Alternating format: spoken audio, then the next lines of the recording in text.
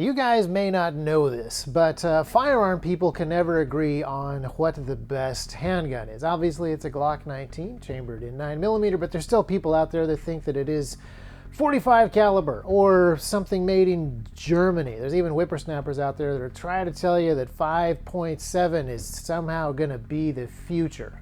Nobody can get any type of agreement across these things.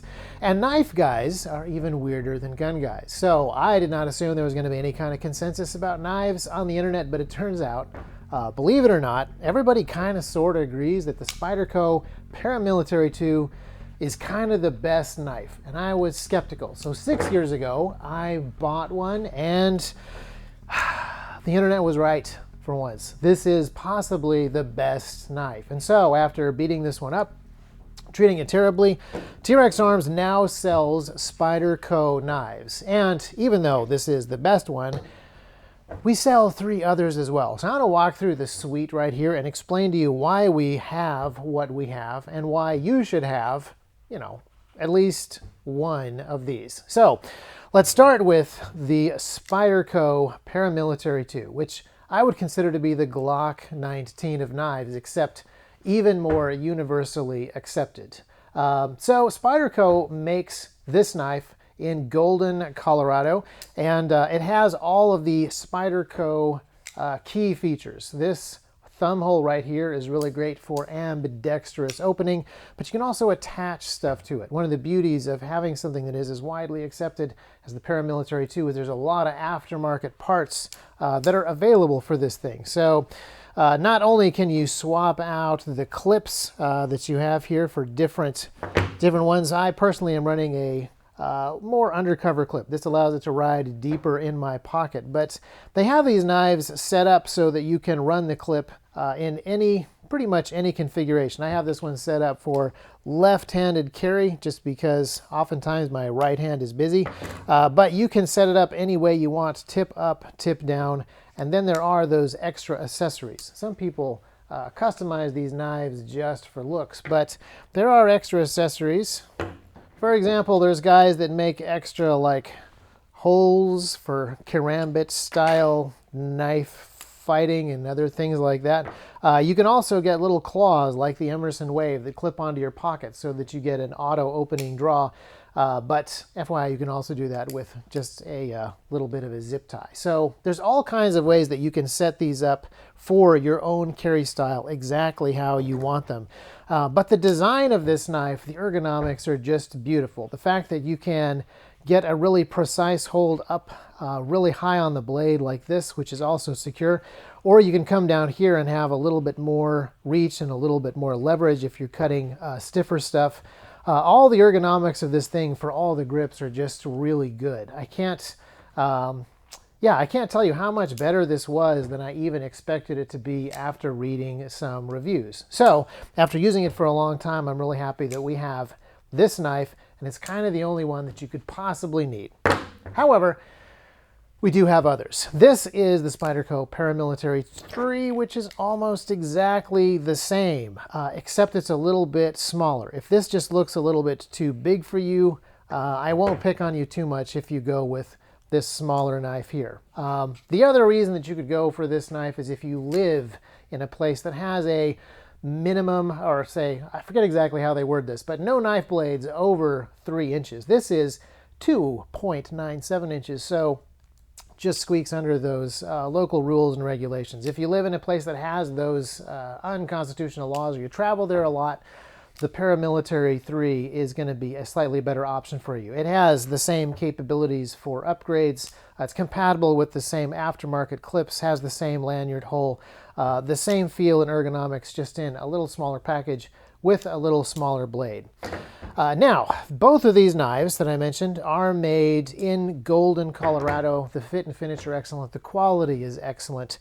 This next knife is a little bit interesting, and that is the Tenacious. If you look at it, you see that it has a lot of the same Spyderco features and flair, but this knife is made in China. This is their budget knife, and they've cut a couple of corners. This has a liner lock, so you open and close it by using this liner lock here, as many knives do. And that's all right. I really do prefer the compression lock that you get on the Spyderco, the Paramilitary 2 and 3, and some of the other knives that they make in the States. This compression lock lets you close the blade from behind, which is a little bit safer. And I just find that a really good way to use a knife. But liner locks are time-tested, proven. This thing locks up well. It feels good.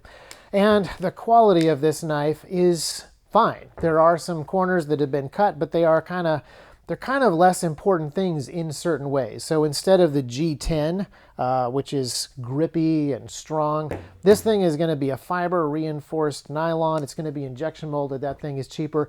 That enables this knife to come in at considerably less than the American-made knives and still having a pretty high quality. Here at T.REX, we really want to make sure that we're selling the best quality stuff, but we also want to make sure that there are affordable options for you. So this is still an excellent knife with good solid ergonomics and a good steel with just a few corners cut, and it's available for you at that much lower price.